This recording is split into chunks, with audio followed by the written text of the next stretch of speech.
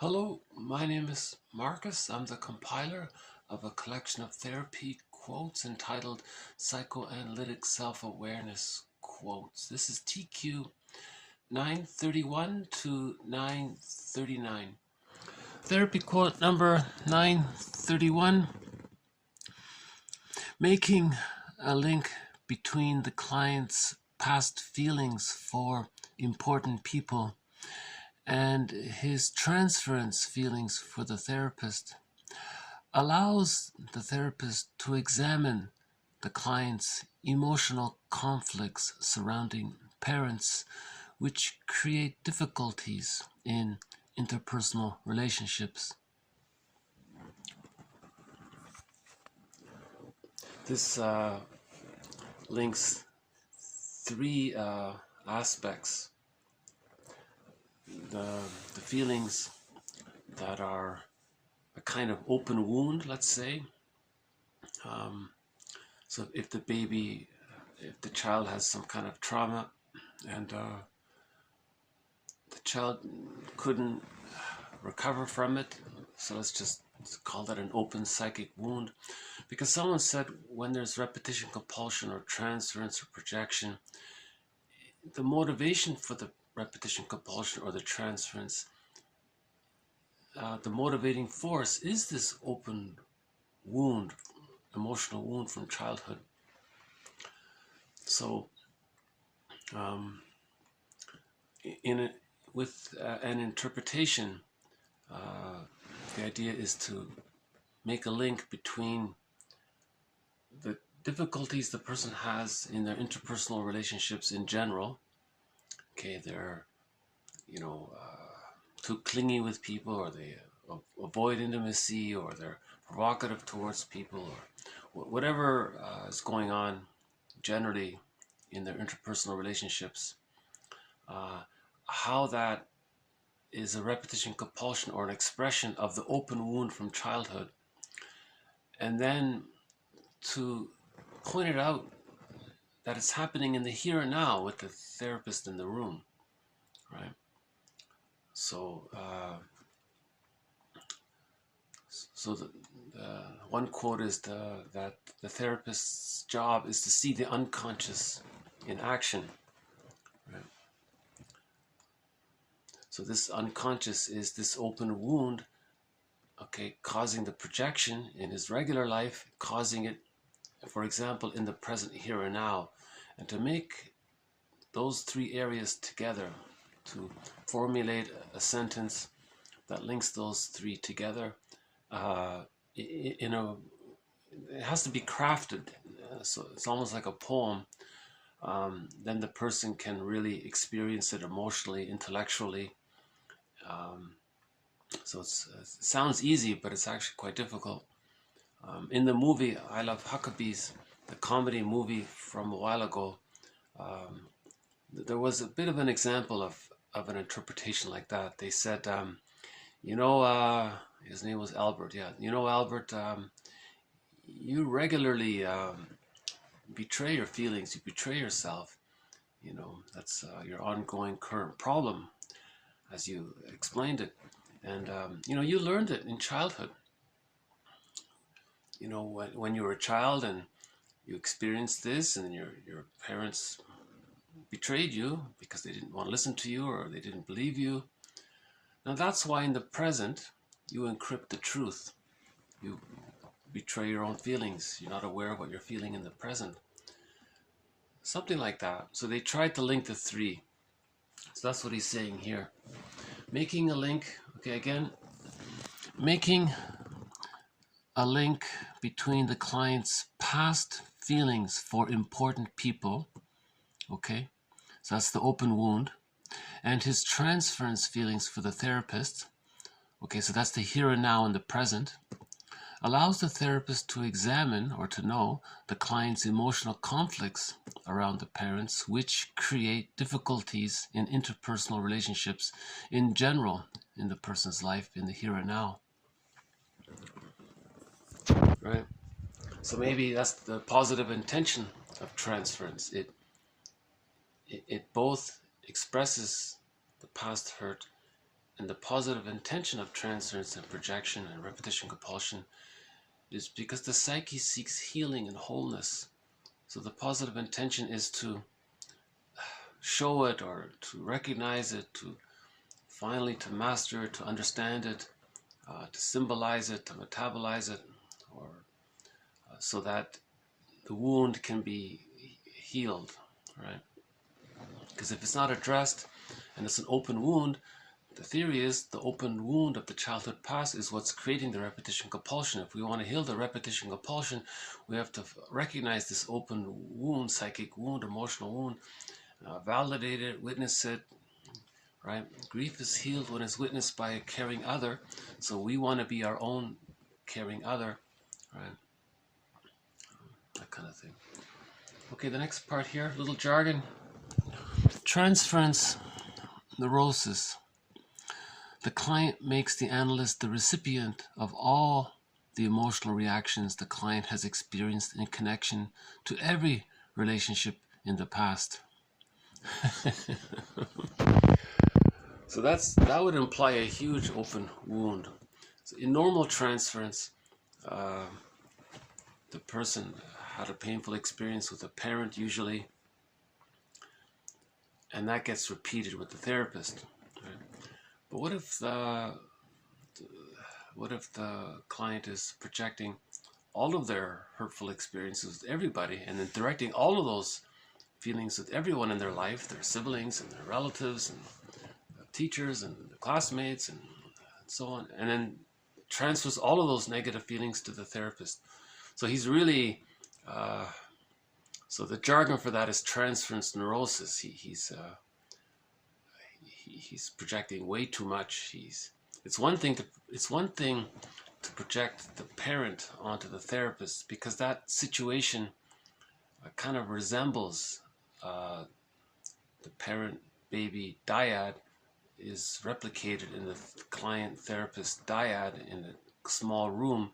So it kind of triggers, it's understandable how it can trigger the childhood memory between the mother and the child, right? So that's just a straight transference or projection, right? But then if the client is projecting all of his bad feelings with everybody onto the therapist, so that's so the jargon there is transference neurosis. Right? Maybe that the client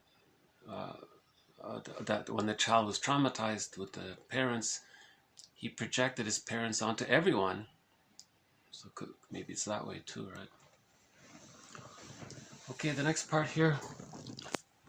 Analyze the defense mechanisms first, arriving gradually at the emotional conflict that gave rise to the defenses.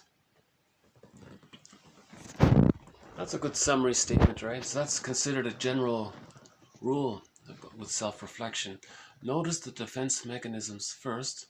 So first you notice, it's transference, it's projection, repetition compulsion. That's the defense mechanism. You're repeating something, you're projecting, you're acting out, you're blaming, you're rationalizing. These are all defense mechanisms. And then you look at what's causing them. So there's an emotional open wound that's causing those defense mechanisms. Right? Rather than just jumping to say you have this open wound. Well, that's maybe too direct. So usually they might say, do you notice, when you talk about this, then suddenly you say this, and you're switching the topic. That's a defense mechanism. You're afraid to talk about something, so to deal with the pain of that topic, you suddenly switched. You started talking about the weather. Did you notice that? That's a defense mechanism. You go, I did do that. So he's aware of it. He can be aware of his defense mechanism. And then you can look at why. So that would be the content underneath it. So I think the rule is defense before content. Okay, another defense mechanism. Projective identification. The wish to rid oneself of contact with something within that provokes discomfort, pain, fear, etc. identification, okay, the identification part of projective identification refers to the object's identification in the subject's mind with the projected experience. Okay, so that part there, so projection in general, something we don't know about ourselves, something that's uncomfortable about ourselves, a memory, an open wound, a defense mechanism, a thought around it. We find ourselves saying that it belongs to someone else. That's the projection part. And then in your mind, you believe that that thing that belongs to you, it belongs to them. So that's the identification part. So first you see it in the other, and then you say it belongs to him. That's identification. That's projective identification, right? Okay, so projective identification involves getting rid of aspects of the personality through splitting them off and locating them in the object, so that in the subject's fantasy, okay, the identities of both the subject and object are affected. Yeah, so the projector has a certain identity as being someone with this bad memory, okay, and thoughts and feelings and attitudes around it. Now he sees it belonging to someone else. So now he's altered everyone's identities. He says, well, that person has this identity. He's a person with these thoughts, feelings, attitudes. I'm a person without these thoughts, feelings, and attitudes. So he's changed identity. So he's denial. Okay, so that's a defense mechanism. All defense mechanisms deal with emotional pain. Right. Okay, it may also involve acquiring aspects of the objects, in which case the identities are further modified. So here's where it really gets confusing.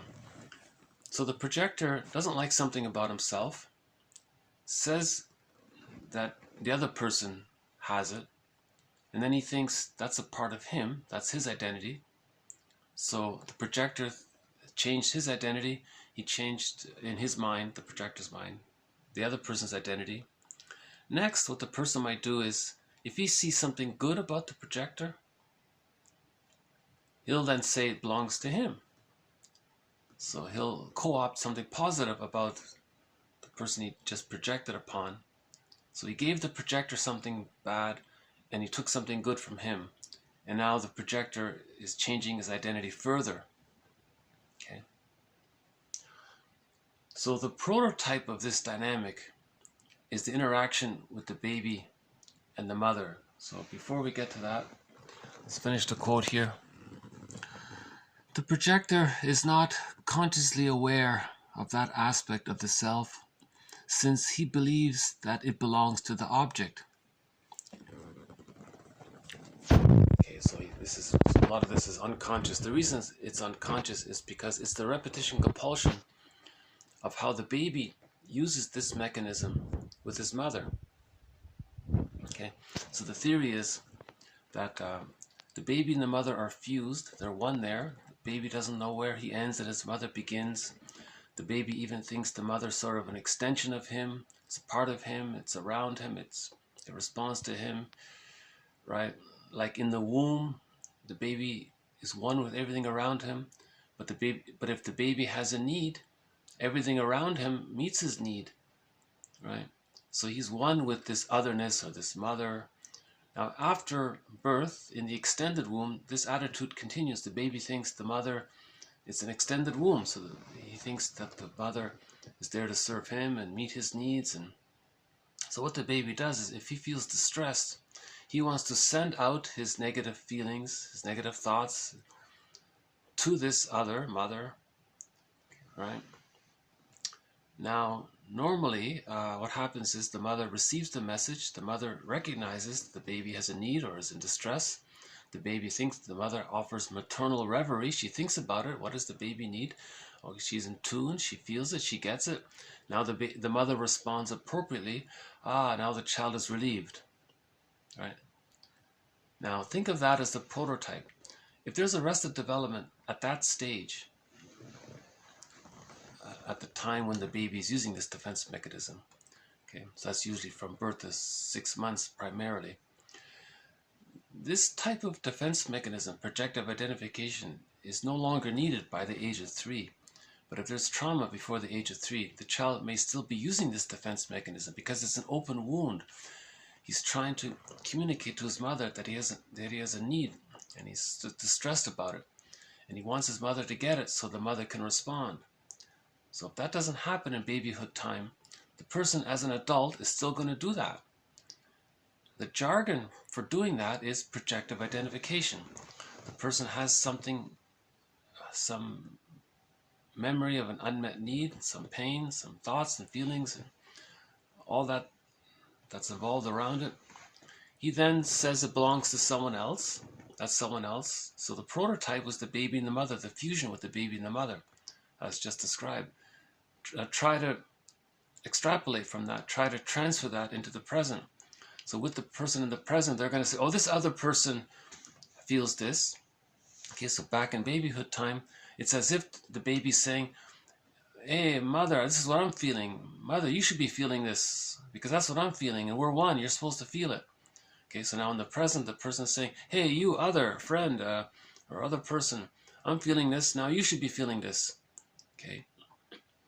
Now, ideally, the intention is in the present that the friend would understand it, process it, metabolize it, respond to it, react to it. Okay. And then the projector feels, firstly, that the other person has this bad feeling. Right.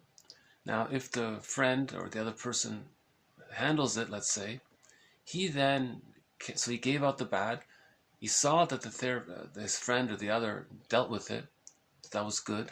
Now he re-identifies and say that belongs to him. You see, so that's the template. So the jargon is an attempt to capture that interaction between the baby and the mother. It's called projective identification. Something you don't know about yourself, you say it belongs to someone else. You want to externalize it. You don't want to own that anymore. But no one in the present can do that, right? No one in the, I mean, maybe to some degree they do, right? But if a person's feeling uncomfortable and you're in the presence of a person who's very calm, then the first person feels calm. So that happens. There's a benign version of that. But the more harder version of it is the person has a trait about himself. He has arrested development. That's painful. So he'll say, no, the other person has arrested development. Now, that other person can't heal the first person's arrested development. But he'll just insist the other person is using immature infantile defense mechanisms, and he'll believe that he's not using them. So the common example is if the person has memories of the mother as being frustrating, and he has has an image of that in his unconscious, he'll project that image of the frustrating mother onto the non-threatening substitute other and say that this non-threatening substitute other is the frustrating person. So he thinks he's externalized it. So in his mind, he's changed the identity in his fantasy of the two people. So the projector is all good and the non-threatening substitute other is bad. All right?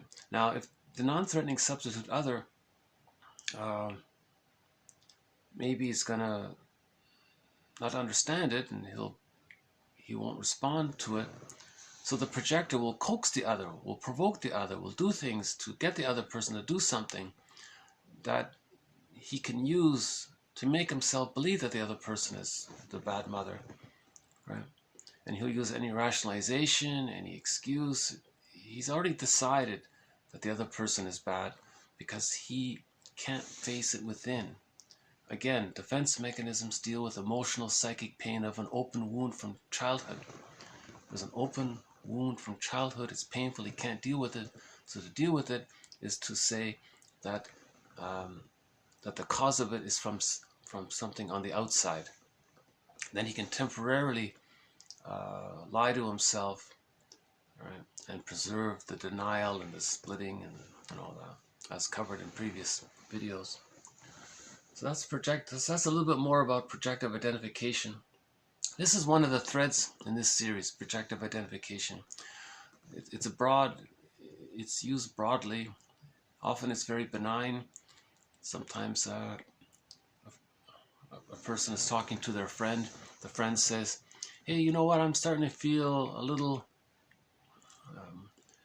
happy about something. I'm wondering if maybe you're feeling happy about something, but you're not aware of it. And the guy might say, you know, I think I am, but I was afraid to admit it. I'm glad you brought it up. Yes, I am happy about something. So it was very benign there like that. Another version of it is misery loves company. If the friend is sad, he wants to coax his other person to be sad. Now he feels the misery loves company. He's less alone. He's comforted in his sadness. If he's right. Again, he's using that defense mechanism to deal with the pain of being sad. If he sees that his friend is sad, so being with a friend, it's comforting. Right? You feel safer when you're with your friend. If you make him sad and the projector's sad, so you're on the same emotional page, so you feel a little comforted that way.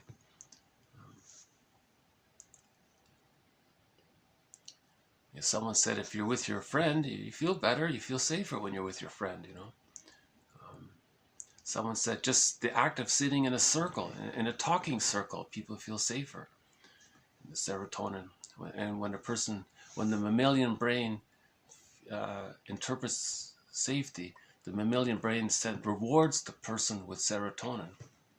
Yeah, that kind of thing. And then projective identification is often used to preserve the denial.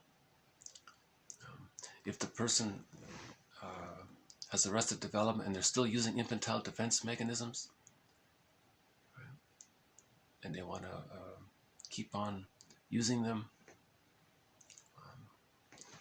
So for example, the baby comes out of the womb, the baby sees good mother, bad mother.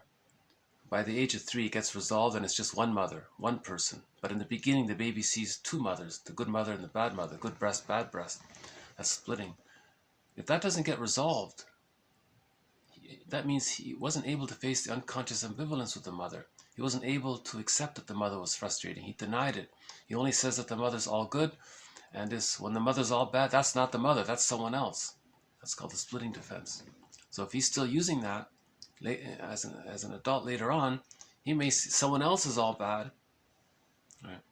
That's preserving the splitting defense mechanism. That's his psychic structure that didn't get healed. A healed psychic structure is when the split representations of the other come together, meld and fuse, so that the image of the mother is a human being, not an unconscious goddess or demon that the baby does. So the baby thinks in wild images in the beginning, as expressed in fairy tales and myths. But by the age of 3, that's all resolved, right? So that's the third main reason for projective identification, to preserve the splits. Right. So if the projector has an image of the frustrating mother that he denies, and then he says it belongs to someone else, he's preserving the splitting. Right. And he wants to coax the others to play that role, so he can continue to preserve the splitting. So he's not healing, you see.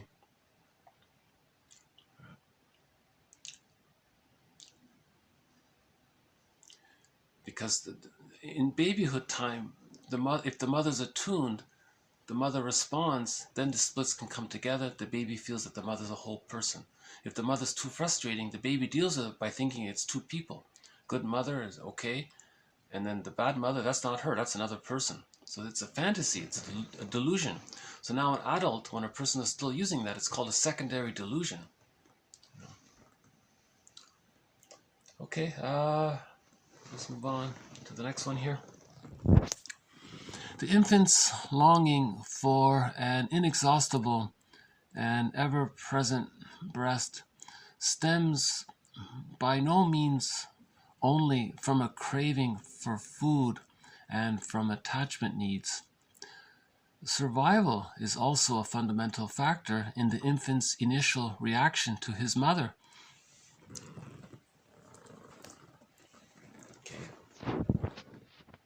Now, Melanie Klein was the one that really points this material out. The baby comes out of the womb, yes, the baby, if the baby doesn't get mother's love, the baby could perish, right? So so when the mother is unavailable or not around or misattuned or using the bottle in a schedule and making things so detached, and the baby's scared. So yes, he needs food, yes, he needs comfort, yes, he needs love and safety, and so that he can grow, but also he needs mother's love for his survival. So she's emphasizing this point. So because of the huge anxiety there, someone called it annihilation anxiety or something, because the baby has that intense anxiety at the very beginning in the first few weeks, months, what the baby does is he adopts what's called the defense mechanism of splitting, where he thinks that anytime the mother is frustrating and frightening, he fantasizes that his mother is not his mother, that his mother is Mr. Jekyll. Right? His mother is Mr. Hyde, sorry. His mother is so when the mother's frustrating, the baby thinks, oh, that's not Dr. Jekyll, that's Mr. Hyde. And he thinks they're different. He doesn't get that they're the same person. So in mythology, that's good goddess, bad goddess, demon, good god, bad god, or wonderful, divine, beautiful, heavenly goddess versus the frightening demonic creature, right? So the baby creates two exaggerated images that are opposite, and then denies the frustrating image of the mother. Okay, this is again the baby's annihilation anxiety, his fear of his need for survival. So, right. So she's emphasizing this. Yes, the baby needs the flow of maternal goodness from the food, and the maternal reverie and the maternal essence is there. The feeling of being bonded with the mother. So it's not just about food. It's about the warmth of her body and the vibes from the mother, and the feeling that the mother welcomes the baby, and the feeling that the mother sees and accepts the baby, the feeling that the mother respects the baby as a little person in his own right, right? So that's there. And of course, as well, the baby is survival, feeling of survival is at stake as well. So because of that huge anxiety around that third part, the baby uses the defense mechanism of splitting, or sometimes simply called the splitting defense, right? So that's another major thread in this series, the use of this defense mechanism of splitting. It normally gets resolved by the age of 3, but if there's trauma before the age of 3, it's in one form or another, it's influencing the person. It prevents the psychological birth. It prevents splitting. Precludes mourning. Splitting precludes whole object relations. Splitting precludes knowing yourself. Splitting precludes a sense of self, ontological security. That's a huge issue. This question of splitting. That's why fairy tales and myths are so important. That's the psychology of arrested development for the child. Because the main psychological motif, the main psychological pattern in myths and fairy tales is the good fairy godmother and the helpful creatures and the frightening witch and the frightening animals. That's the splitting defense mechanism. The baby thinks in images, right? So when the breast is warm and good, that's the fairy, that's the goddess. When the breast experience is frightening, okay, that's the frightening creature. Because remember, the baby's fused with the breast, and his anger, so we're talking about the baby's unconscious impression of himself and his mother. They're fused, and when the baby's angry, the image he has of the breast changes the image as becoming frightening. So I think that Medusa character, that's the baby's own anger, with the angry hair like that. That's the baby's anger, I think. And he's frozen there. He's petrified. He's frozen. So there's that annihilation, fear, anxiety. He's scared there. So that's how the baby, and then so the baby survives his childhood by denying that the mother is like that, and he thinks that when the mother is like that, that's not her. That's called the splitting defense.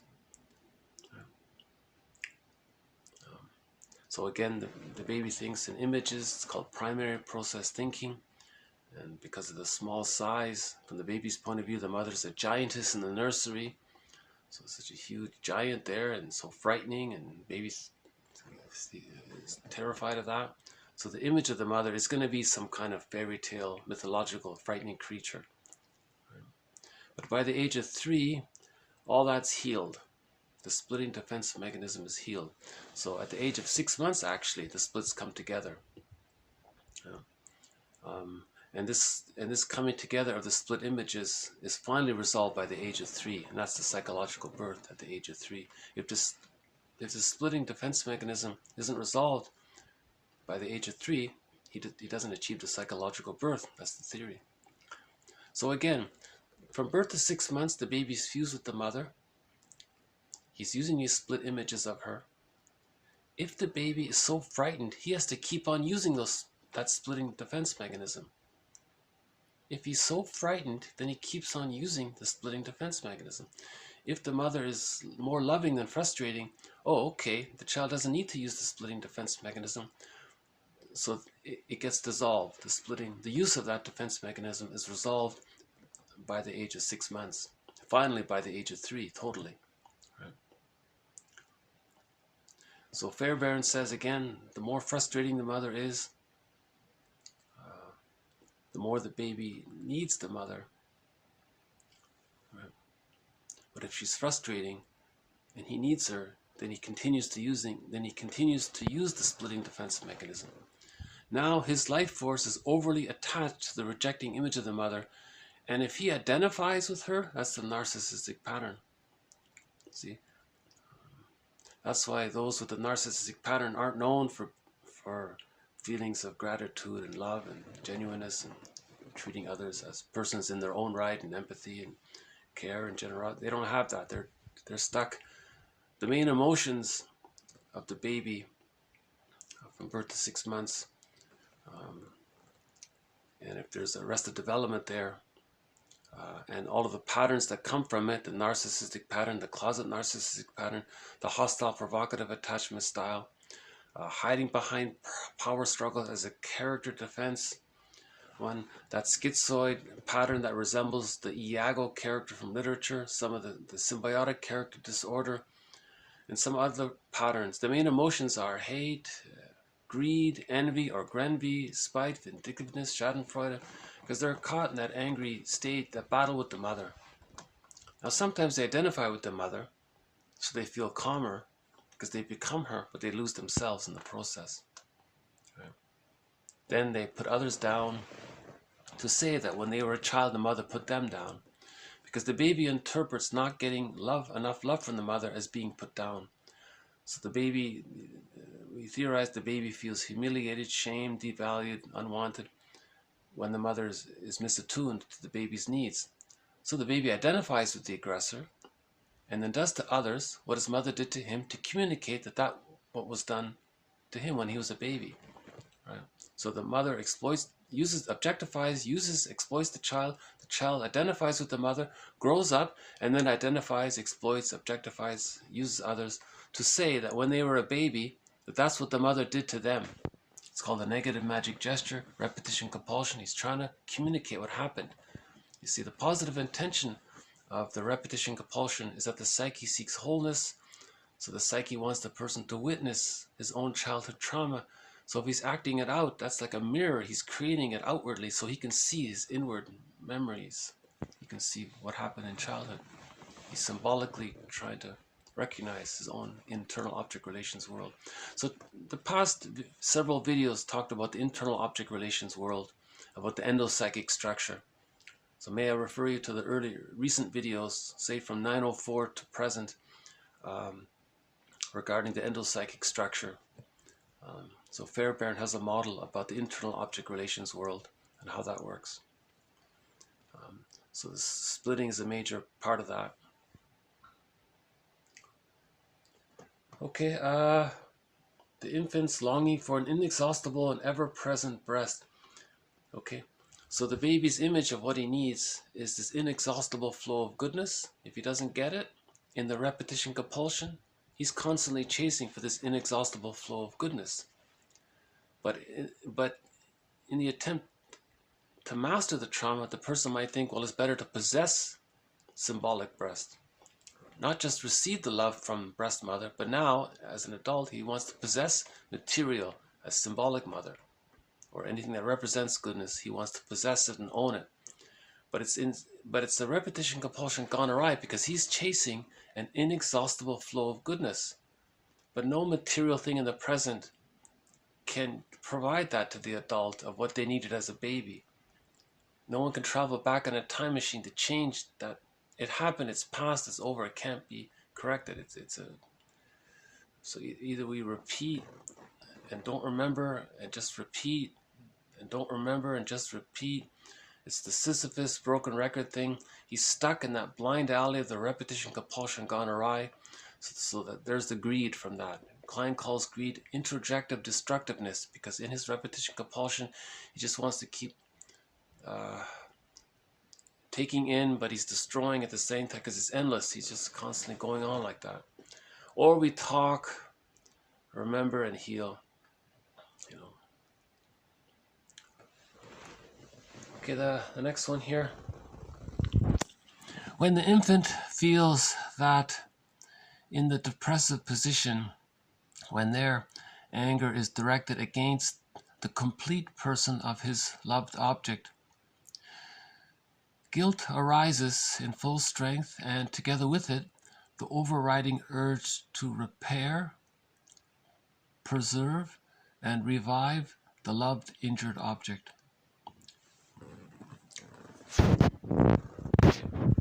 So here's the good news. The baby is in the frightening situation in the beginning where he creates an image of the mother as being satisfying and frustrating. So that's the bad news, let's say. The good news is, with enough love, these split images come together. Now the baby sees the mother as one person, not two people. So that's reality, that's realistic. But now so the anxiety upgrades. Instead of persecutory anxiety or annihilation anxiety, now the child feels a little bit of a depressive anxiety. That's a lot better. That's more manageable. All that means is that the child feels badly if he hurts the one he loves, because now he sees that the satisfying mother and the frustrating mother is actually one mother. And the baby thinks, oh, am I angry at the one who loves me? Oh, that's a little awkward there. So the baby can face the ambivalence now. He can kind of accept that. But he got to that place. That's a huge accomplishment to get to that place. Someone said only the good feel guilty. So what he means is only those who got enough good love, who got enough love, can then feel guilty. See, in the prior stage, in that Klein calls the paranoid schizoid phase, position from birth to 6 months or 3 months. Yeah, so from birth to 6 months, that's called the paranoid schizoid phase, when the splitting defense mechanism is still there. The baby doesn't feel guilty because there's two people there. What's to feel guilty? It's two people. The mother's not the bad, right? The baby sees two people. He doesn't get that it's the same person who's loving and frustrating. So there's no reason to feel guilty. Something like that, right? So it's a delusion. It's schizoid. It's unreality. The mother is a human being. She's one person, but the person's denial. But that's the ingenious method of the baby in his mind to survive the trauma of the mother being more frustrating than loving. Okay. Now, if there's the trauma there, that's the narcissistic pattern, the hostile, provocative style, the hiding behind power struggles as a character defense, the schizoid pattern that resembles the character Iago from literature, some of those symbiotic character disorders, it seems, and some of the other patterns from there, the antisocial, the bully, all of these patterns are coming from there, because they didn't get enough love to heal the splits. Okay, so one quote about the hostile, provocative attachment style is that they were ejected prematurely from the symbiotic union with the mother. They didn't get their symbiotic needs met, and they're trying to aggressively find someone else in the present to fuse with them, to be their mother, to get enough love, to then leave that person, right? So the baby needs enough love to differentiate or to psychologically leave. they didn't get that, they grow up with the hostile provocative attachment style. They're angry at their mother for not meeting their symbiotic needs. That's the theory about that. But let's say the mother does provide enough love, just meaning the loving memories outweigh the frustrating memories. That allows the child to have that ambivalence, to have the reality. See, if you're too frightened, you're in these wild, distorted, you have to distort reality to deal with the pain of it. But if you feel loved, you can understand the reality a little bit better. So now the baby understands the reality a little bit better. So ironically, there is that awkward discomfort, but it's a different kind of discomfort. It's more manageable. It's the ability to, oh, sorry, mom, if he hurts his mom, because he knows the mother's more loving than frustrating, but sometimes she is frustrating, and the baby's a little angry about that, but he still loves her more than he hates her. Okay, so there's the ambivalence there. So he acknowledges both sides. The splitting has been resolved. Now, by the age of 3, it's completely resolved, and the baby sees the mother as a person, respects the mother as a person in their own right, and now the child respects himself as a person in his own right. That's the psychological birth, right? And that's the foundation for mutuality in later life, And of course, the person is capable to make amends and reparation if they do hurt someone they love. One famous quote says, if the person did accidentally hurt someone, they make amends by a factor of 4. Is that right? Something like that. In some ancient literature, they say if someone hurts someone, they repair it and they make up for it by a factor of 4, they said. I'm not sure where that's from, but maybe some ancient tradition somewhere or something like that. Maybe some indigenous culture maybe said that. I don't know. Interesting. So to make amends, you have to repair the damage by a factor of 4, they said. It was interesting. Yeah. But the person who received enough love can do that, right? Even if they have arrested development between 6 months and 36 months, they can still, because love and gratitude have entered the psychological picture with differentiation. When the splits come together, good mother, bad mother, frustrating mother, satisfying, when those splits come together, mother as a whole, the child can differentiate. He can psychologically leave. That's called getting the key out from under mother's pillow, as discussed in previous videos. Okay, on a lighter note, the next 4 are from a comic series. There's a comic book called Psychoanalysis, 1955. So I just took a couple of quotes from it. So the first one here is the therapist says to the parents, quote, "Both of you are also fit candidates for that couch. You're 2 neurotics stubbornly insisting upon imposing your way of life, your ideals on a helpless child. He's torn in 2 directions, not knowing whom to please and therefore pleasing neither." Okay, not knowing whom to please and therefore pleasing neither. So in the comic strip, the cartoon is that he was 15 years old. The guy's name was Freddy, and he wasn't doing he was doing poorly in everything. He was doing poorly in school, doing poorly in his extracurricular activities, and he was just being lazy and not taking an interest in anything. So finally, he was brought to the therapist, but the therapist said, "Wait a minute, let me meet the parents first." It turned out the father.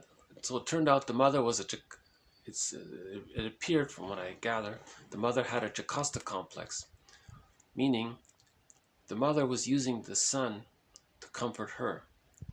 And how did she do it? When the child was sickly, she smothered him with affection and love. When the child wanted to be a little autonomous, she refused her support and said, well, you're leaving me. It made the child feel guilty. So he was overly bonded to the mother that way. Now the father was enraged, and he was being very aggressive and rude to force the child to take up interests that the father wanted him to have. But that meant the child was going to be betraying his mother, and he's overly bonded to the mother. So ironically, the father had some positive intention to help the son leave the mother and to attach to the father, but he was so violent and abusive, the son was too frightened of the father, ironically. He just fueled the punishment of leaving the mother, actually. So he actually pushed the son into the arms of the mother even further. Now the son is very frustrated because he wants to leave the mother. He can't. The father is abusive. So he's stuck now. He's just a loafer and gives up on everything, and he just doesn't know what to do. Right? So he's caught in a double bind. He needs to leave the mother, but he doesn't have her love and support to do it. If he tries to leave the mother, he's abused by the angry father. And that reinforces the memory of when the child does anything for himself. It triggers the memory of how the mother rejected him.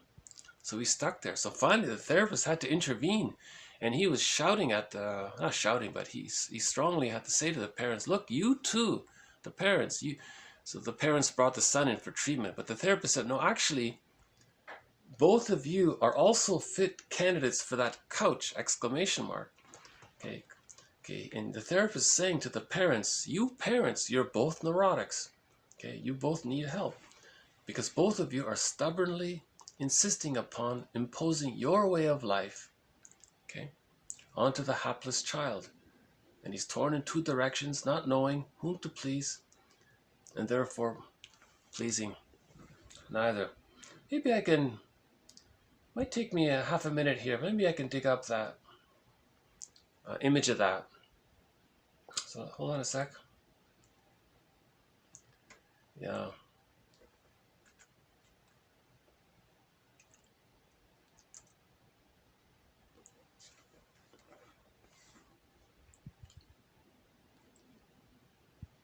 I have a very slow connection. Sorry about that.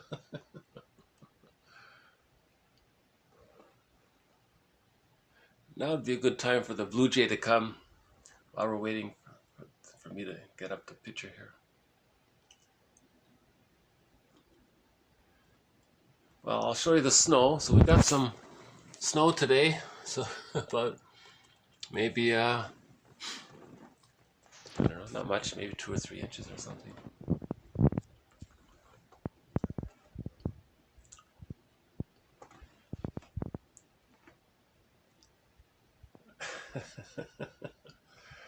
Boy, this is really slow today.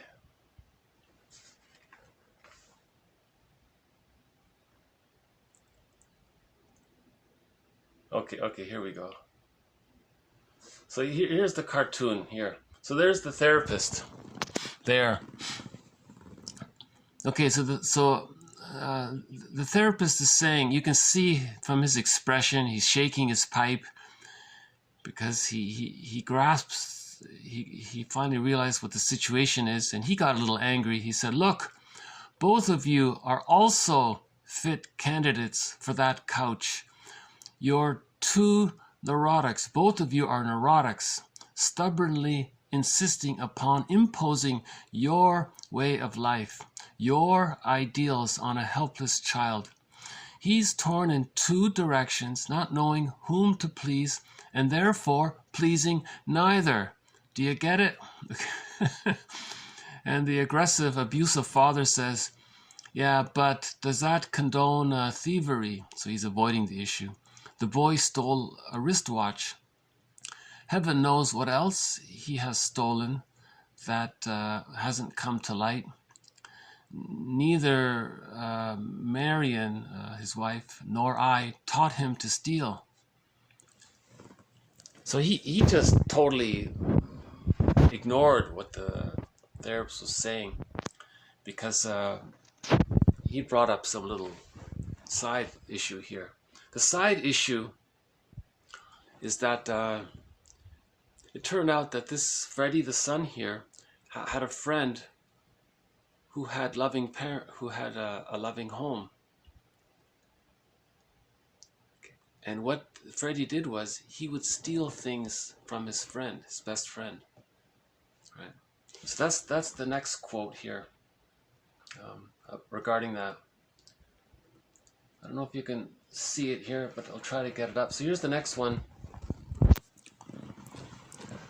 Okay, so there the therapist is talking to Freddie there about the wristwatch. He's saying, you've told me, so he's talking to Freddie here. Freddie's friend is a guy named Billy. You've told me how Billy's parents love and respect him, even if he doesn't do exactly what they'd like him to do. Now, do you realize that you were not stealing Billy's wristwatch? You were stealing Billy's parents. What?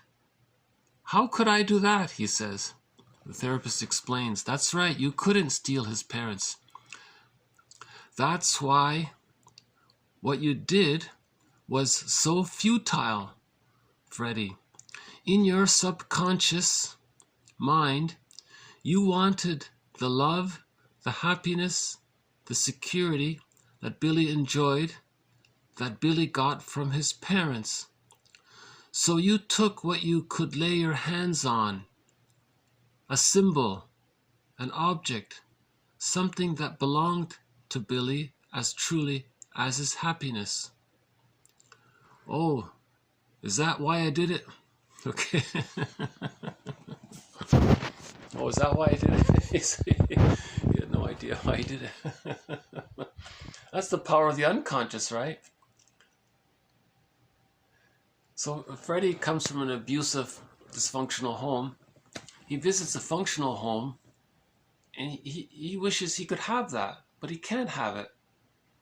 So he takes something that's symbolic of it. So what was symbolic of it was his friend's watch. And if he carries that watch with him, then he has the fantasy that he has a loving family. He has Billy's loving family because he has Billy's watch. So the unconscious is making all of these associations, right? Loving home, his friend Billy owning the watch. Now he steals the watch. He thinks he can have that loving home, right? Again, the therapist says, you've told me how Billy's parents love and respect him, even if he doesn't do exactly what they'd like him to do. Now, do you realize that you are not stealing Billy's wristwatch? It's not about the watch. You were stealing his parents. What? What are you talking about? How can I steal Billy's parents? That's right, you couldn't steal his parents. That's why what you did was so futile, Freddie. You can't steal his parents. But what happened was, in your unconscious, in your subconscious mind, you wanted the love, the happiness, the security that Billy enjoyed. You wanted a loving family. That Billy has with his parents. So what you did was, you took what you could lay your hands on, a symbol of it, an object, something that belonged to Billy as truly as his happiness. Very interesting line. Billy owned that watch. It was his possession. Billy also owns his parent. Well, has his parents, owns his parents. He comes from a loving home. So Freddie thinks the best he can do is take something that's symbolic of it, something that represents it. And at least in his fantasy, if he carries this watch, he can have the fantasy of belonging or having a connection to a loving home, loving family. And that's why he took the watch. It had nothing to do with the material value of the watch. It had nothing to do with that. He's from a rich family himself. He doesn't need the money. It's nothing to do with that. It's all emotional. So in that we made reference earlier to that TV show Nashville, the music show, and there was a millionaire. She was a multi-millionaire, glamorous diva singer, pop singer or something. When she went to the department store, she would steal cosmetics. She could buy the department store if she wanted. So what she was doing was she was looking for nurturing. She associated the cosmetics with maybe the mother and the daughter using cosmetics together or something like that. So she was looking for nurturing, and she would steal lipstick apparently. So that was interesting. She wanted the loving experience of being breastfed. So she couldn't get the loving experience of being breastfed. So what she did was she took a symbol of it. A symbol of it, okay, was the lipstick. The lipstick, lips, right? Breastfeeding, lips, symbol of the breast. The department store is the mother. The department store is the mother. Okay. The material there is the goods in it, the goods. So that's be the breast. So he wanted to steal it. He wanted to take it. Didn't want to buy it. Didn't want to pay for it because that's giving. He wants to take it. So in the unconscious mind, the person has this open wound of not getting breastfed properly, not getting enough mother's love, not just the feeding, not just the mother's presence, but the feeling from the mother that the baby's safe. The baby didn't get that for some reason. That's an open wound in the unconscious. Someone called it a phantom or something, like a phantom memory. This invisible memory in the unconscious, like a phantom, something like that. A phantasm or something he called it. I forgot. Okay, so this comic is quite good actually, isn't it? Yeah. So we'll do maybe two more quotes from it. So this is about why, this next one is about why he's doing poorly in school.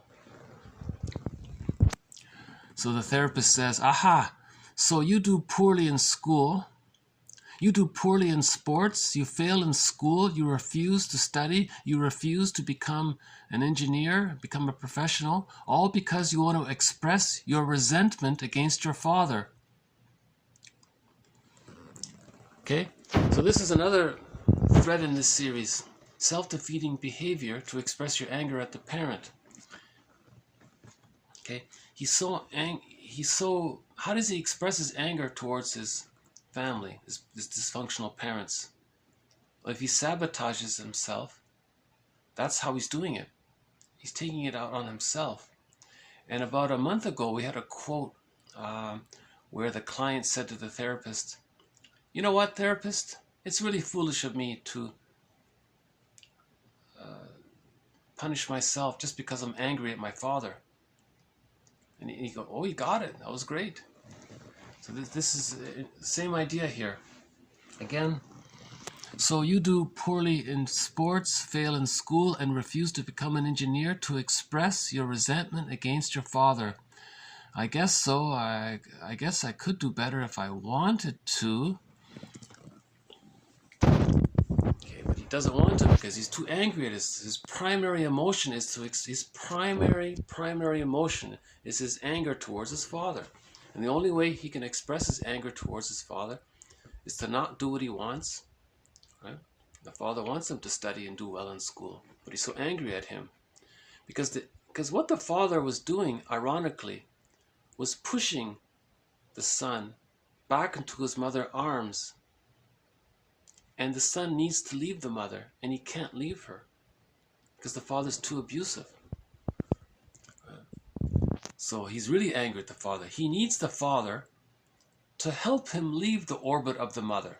He's 15 years old. He should have left at the age of 3, psychologically. And he's 15, and he's still psychologically bound to the mother. So he needs the father really to pull him out of that orbit. The son needs the father to stand up to the mother and say, look, you got to let him go here. Emotionally, psychologically, you got to let him go here. You can't parentify him. You can't keep using him as a guarantee that he's always going to be bonded to you. Now the mother might say, well, come on, husband, you're not very nice to me, so I was stuck. You left me with no choice. All I had was the son here. You weren't around. So that's a dysfunctional home, right? That's a very dysfunctional home. Extremely dysfunctional home. The mother doesn't love the father, her husband. She just has a son and thinks, well, at least I can get some comfort from the son.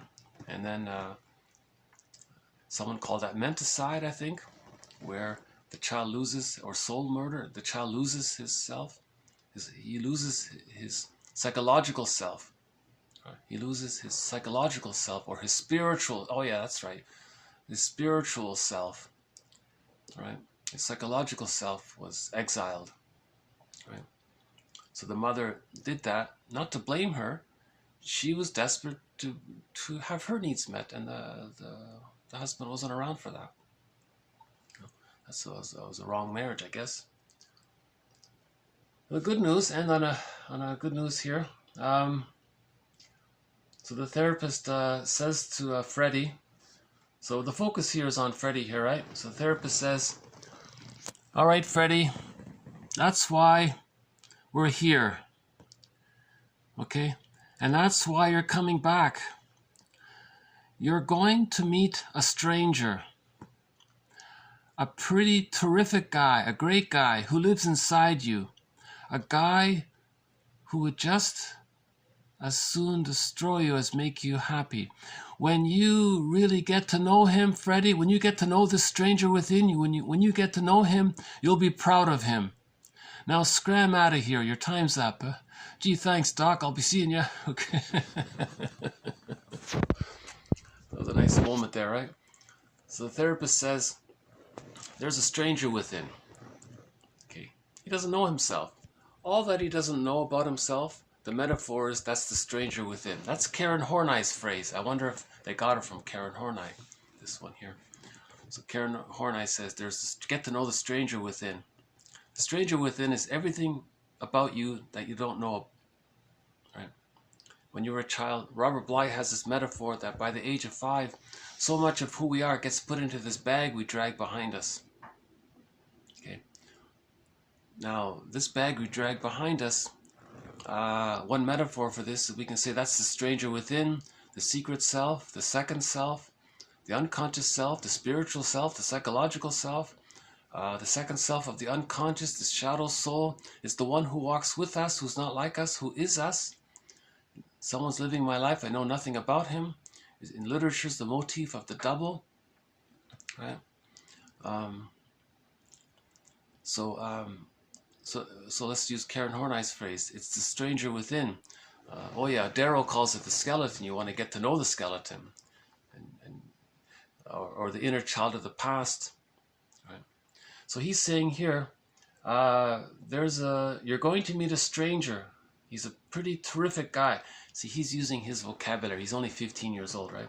You're going to meet a stranger, a pretty terrific guy who lives inside you. When you really get to know him, you'll like him. You'll be proud of him, because it's himself. He's getting to know himself. So the therapist here is a mentor that way, right? Again. Okay, you're going to meet a stranger, a pretty terrific guy who lives inside you. When you really get to know him, you'll be proud of him. Now scram, get out of here. Time's up. Okay, and you can see Freddie smiling at the end there. So Freddie's going to be okay. Because it looks like the parents... see, the therapist confronted the therapist confronted the parents. So now Freddie is going to form an attachment to the therapist. That attachment to the therapist means the memories he has with the therapist, they'll become part of his psychic structure. These memories will support his psychological birth. Right? So he's going to... Robert Bly says, first you bond to the mother, you separate from her, then you bond to the father, you separate from her, then you bond to a mentor. Now in this case, he bonded in a negative union with the mother. He bonded maybe in some kind of negative union with the father, or maybe didn't. Right? Now he needs some kind of positive attachment. So this will be his first positive attachment to the therapist, right? That's so he's going to form what's called a secure attachment style. Okay, again, that's from a comic strip called Psychoanalysis, 1955. It's recently been reissued, so I think we'll have more quotes from it in the future, so stay tuned. We'll have more quotes from the comic. Yeah, no Blue Jay today. You know, before I started filming, the Blue Jays were here. So maybe I'm still hopeful they'll come back, make an appearance. Okay, we've got 4 more quotes here. So just a little change the topics here. We'll talk a little bit about logical fallacies. So all logical fallacies are used as rationalizations when we want to lie to ourselves and lie to others to preserve a defense mechanism. So first there's the open wound, then there's the defense mechanism to hide it. But these defense mechanisms, we want to hide them as well. So we use rationalizations. Rationalizations are long lies, false logic. That includes the use of logical fallacies. It was Bernard Shaw who said that we use our reason only to support our prejudices. This is what psychologists call rationalizing, finding logical reasons for doing what we want to do or are going to do anyway. All of us rationalize part of the time, but when we stretch it to all the time, the moment has arrived to seek a therapist. In all-out propaganda against ourselves, there is no real argument or self-reflection. Okay? We, as a propagandist to ourselves, have decided the issue in advance, and we allow no objective discussion. This is it. This is our prejudice, our rationalization, and our job is to use psychological lies to preserve the rationalization. Okay, so I'm just borrowing this for the personal use, right? So the actual quote is, I'll just clarify here. It was Bernard Shaw who said that we use our reason only to support our prejudices. This is what psychologists call rationalizing, finding logical reasons for doing what we want to do or are going to do anyway. All of us rationalize part of the time, but when we stretch it to all of the time, the moment has come to seek therapy. For example, in all-out propaganda, there is no real argument in the Socratic sense. The propagandist has decided the issue in advance and allows no objective discussion. This is it, and his job is to use every psychological trick to force our agreement. Okay, so I just borrowed the whole thing about the outer world to talk about how it resembles what we do to ourselves. So in the outer world, we see the propagandist using the propaganda techniques against people, and the PR companies doing these, saying these things to influence people and to get people to believe things or to do things. And so that's we know about that. This series is not about the outer world so much, but I want to borrow it because it does sort of describe. He uses the word rationalization here. So individually, we use rationalizations to lie to ourselves. So just as the PR, the advertise, the ad man lies to the viewer, right, to sell the product, we lie to ourselves to sell the use of the rationalization to ourselves. So we come up with a rationalization and we lie to ourselves. So we're selling it to ourselves and we don't want to think about it. And we're very convinced that way, just as the ad man is convinced to sell the product X to the consumer, right? That kind of thing. So, that's another thread in this series: the defense mechanism of rationalization. We had a long quote by Laughlin that described rationalizations. Okay, that's when you're lying to yourself. One way to lie to yourself, to preserve the denial, to preserve not being aware that the person is using infantile immature defense mechanisms, to not be aware that the person has arrested development, to not be aware of the open wound with the mother from babyhood time, to not be aware of it. We use all of these lies to ourselves. So we'll say things about others, we'll project onto others, we'll accuse others of something, and we'll lie to ourselves that we believe that. How do we lie to ourselves? So many ways, right?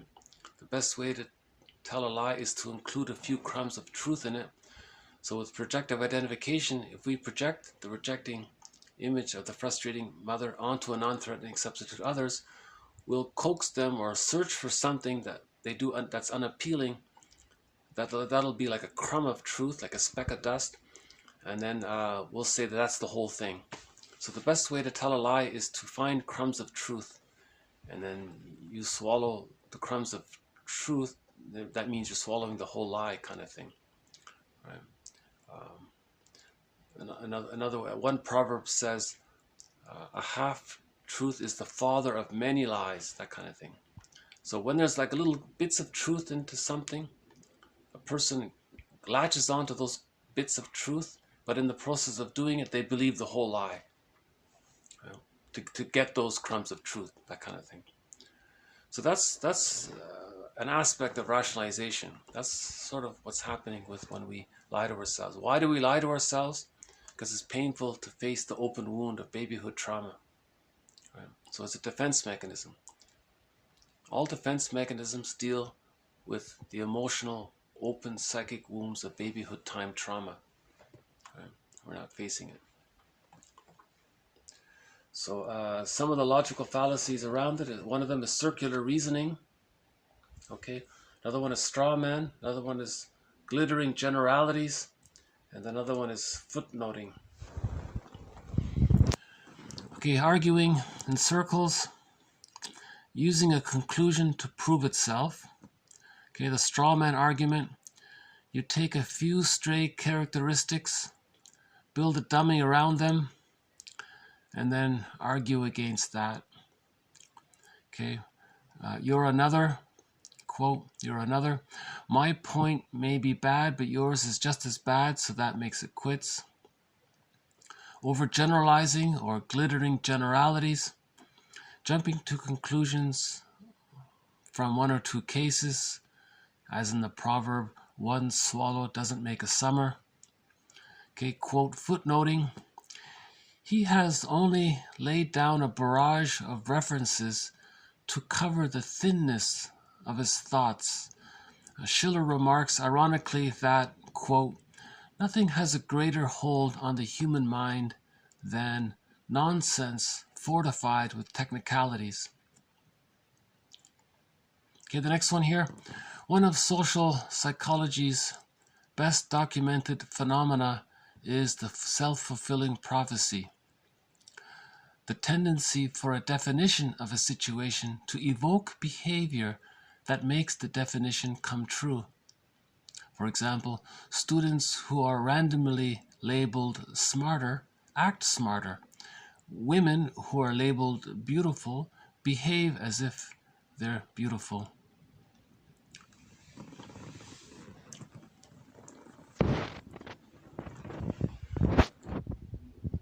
Yeah. Okay, so this is one of the threads in this series, logical fallacies. So we've mentioned a few already: straw man, red herring, transfer, glittering generalities, and a couple of others. Now we're adding one called you're another. So like that's a form of ad hominem. Yeah, ad hominem. So you don't like what they're saying, so you find something wrong with them as a person, and because of that you think the argument is wrong. Right? That's called getting personal. I think you so the person says something that's reasonable, and you don't want to, and you want to discount it, but you can't discount it, so you go to you criticize the person. Well, you're not a full demonstration of what you're saying, so that means what you're saying is wrong. Well, that's a tough one, because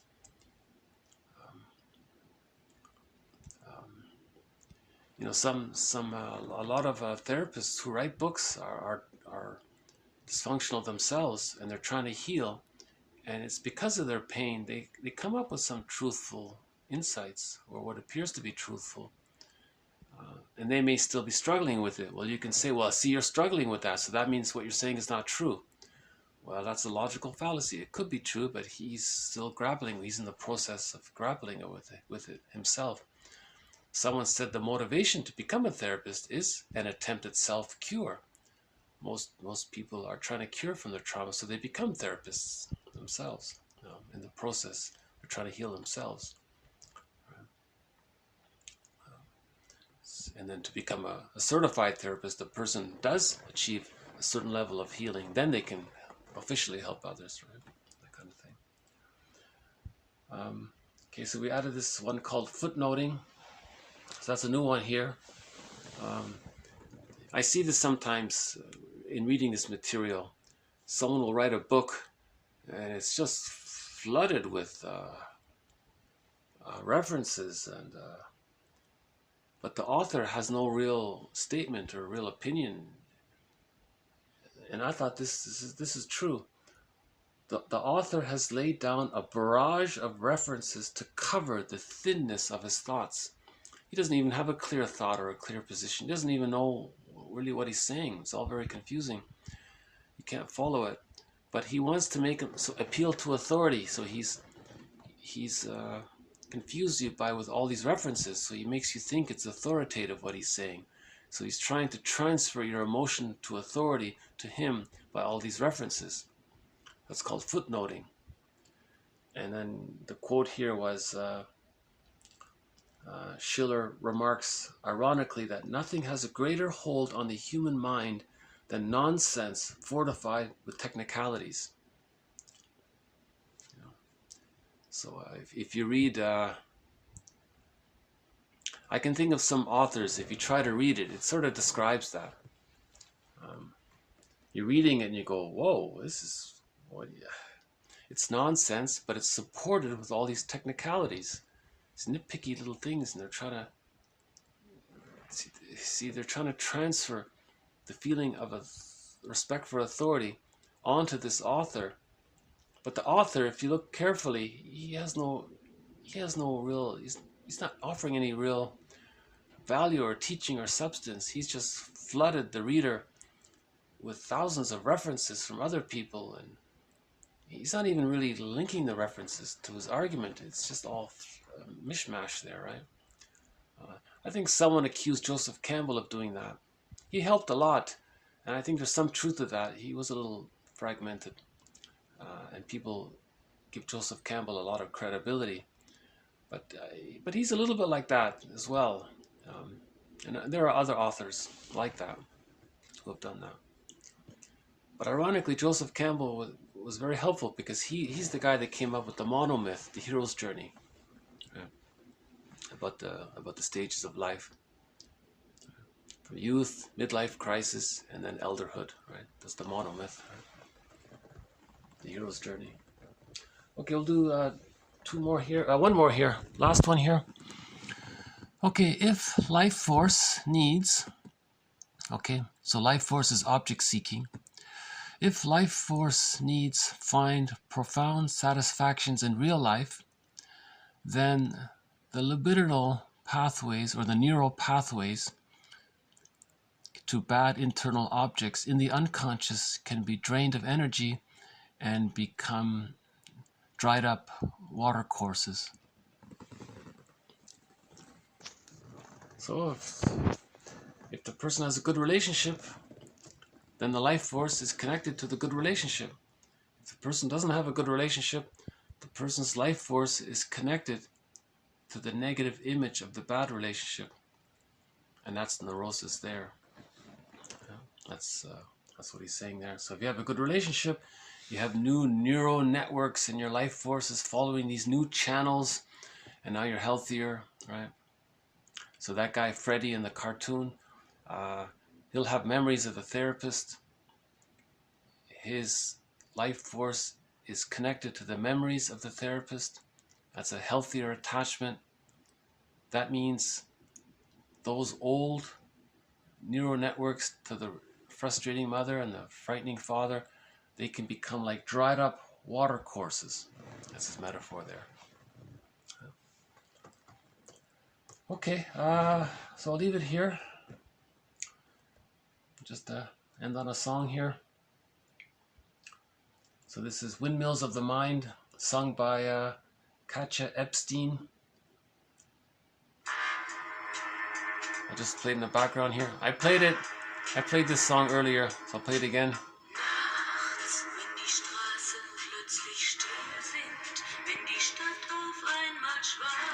Windmills of the Mind. She's talking about there's just so much going on in the mind. Windmills of the mind.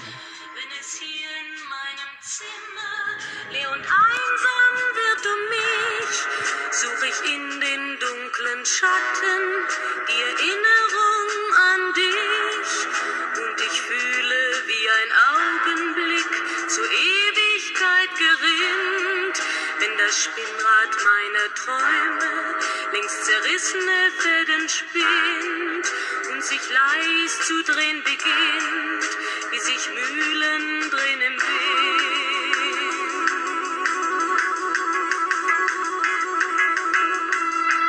Es kreisen die Gedanken ohne Anfang, ohne Ziel, wie die schnellen Wellenringe, wenn ein Stein ins Wasser fiel, wie ein Kreisel, den die Peitsche über Straßenpflaster treibt, wie Spiralen, die ein Adler in den Abendhimmel schreibt. Und ich fühle, wie ein Augenblick zur Ewigkeit gerinnt, wenn das Spinnrad meiner Träume längst zerrissene Fäden spinnt und sich leis zu drehen beginnt, wie sich Mühlen drehen im Wind. In the windmills that you find, in the windmills of the mind. That's a great song. Okay, so we started off talking about transference. You want to link the current situation with the open wound from childhood and how it's being enacted out in the here and now. And you want to link that together. That's called an interpretation. A transference neurosis, you're just projecting everything from anybody in the past onto the present. And you're not even really discriminating. So that's analyze the defense mechanisms first. So that's a major thread in this series. Each defense mechanism in of itself is a thread in this series. Projection, transference, splitting, projective identification, reaction formation, identification with the aggressor. Okay, and we have a number of other defense mechanisms. So you notice the defense mechanisms, and then you notice what the emotional wound underlying it is that caused the use of the defense mechanism. Defense mechanisms are there to deal with anxiety, right? Projective identification, again, the template, the baby and the mother are fused, the baby sends a message, the mother receives it, the mother responds, the baby feels better. Okay, in adult time, the person's trying to do something similar, but it can't be done, so the person's more aggressive about it. They're using lies and rationalizations, and they're coaxing others to take on the role. They're trying to externalize. Just like the baby tried to externalize his bad feelings, the person in the present wants to externalize their discomfortable feelings or traits or even whole personality even. You see, and then that's a big one there. Projective identification here. And we had another one about Melanie Klein's theory that the baby's understanding of what he needs is an inexhaustible flow of goodness. So, okay, that goodness offers the food, of course. It offers the mother's warmth and safety, the feeling that he's still in the womb, and it offers the feeling that he's going to survive. He's safe. He's very safe in that way. Right? But sometimes the mother is unavailable, so the way the baby deals with that anxiety is to imagine that the baby's dealing with two people and deny that the mother is the bad person and only accept that the mother is the good person. Right? But that's a distortion of reality. If that's unresolved, that distorts that can lead to prejudice in the future, because you're projecting that rejecting image of the mother onto non-threatening substantive others. So the reality is still in the unconscious. That distorts perception. But, okay, back to babyhood time. If the loving memories outweigh the frustrating memories, the split images come together. So now we move into what's called depressive anxiety. That's an evolution, that's a development from the persecutory or annihilation anxiety that the baby felt in the earlier stage, called the paranoid schizoid position. In the later position, that's Klein's jargon, the depressive position, the baby feels bad if he hurts the one he loves. And he'll make amends, he'll make repairs, because he loves his mother, he needs his mother, and that's the natural thing to do, isn't it?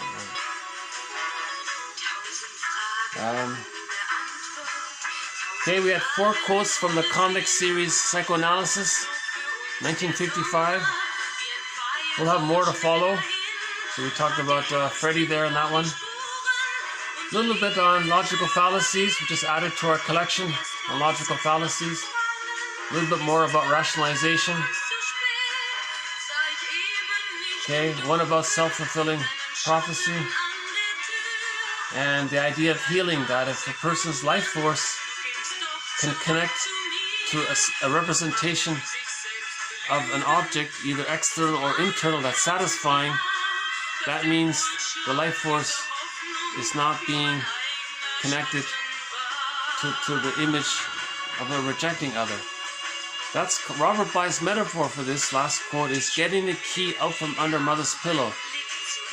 You want to decathect. You want to no longer attach to the frightening image of the mother or the frightening image of the father. Right? And you want to attach to the positive image of an other that's supportive. Now this, in Freddie's case, the therapist is the supportive. The therapist sees Freddie, respects Freddie as a person in his own right. Okay, so that supports the psychological self, the spiritual self, and so on. Okay, I'll leave it here. So thank you very much. Yeah, I feel like this was an evolved one here today. Yeah. Okay, TQ 931 to 939. More to follow. Thanks again. Bye for now.